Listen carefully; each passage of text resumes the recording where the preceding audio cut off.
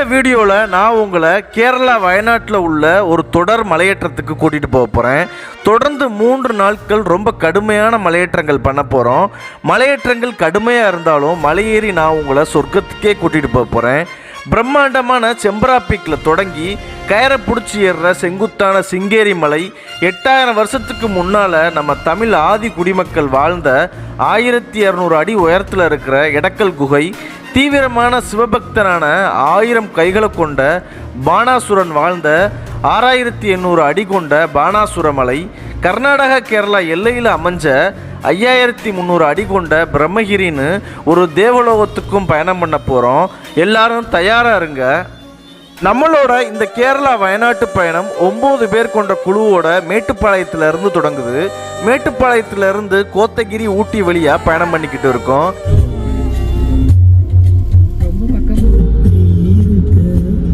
வயநாடு போய்கிட்டு இருக்கோம்.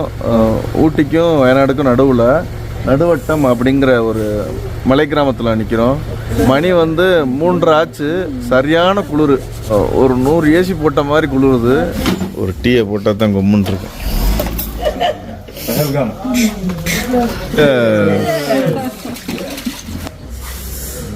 அமேசியம்மா பாருங்க.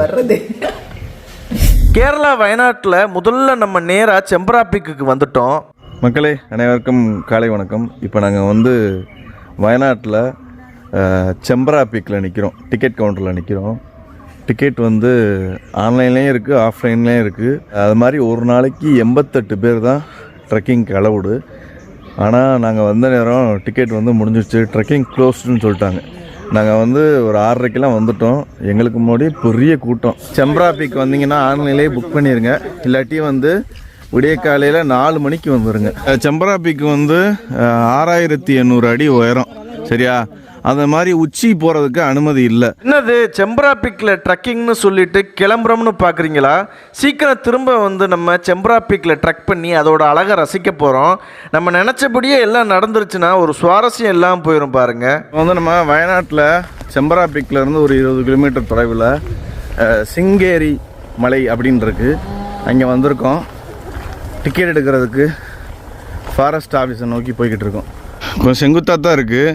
கொஞ்சம் வயசானவங்களாக இருந்தால் கஷ்டப்படுவாங்க. அதுக்கு தான் அந்த கயிறு. நம்ம மக்கள் ஏறுறாங்க பாருங்கள், வாங்க பார்க்கலாம். ஏங்க 3 பேர் சூப்பராக ராக் கிளைம் பண்ணுறாங்க பாருங்கள். கயத்தை பிடிச்சி மலை ஏறுறாங்க.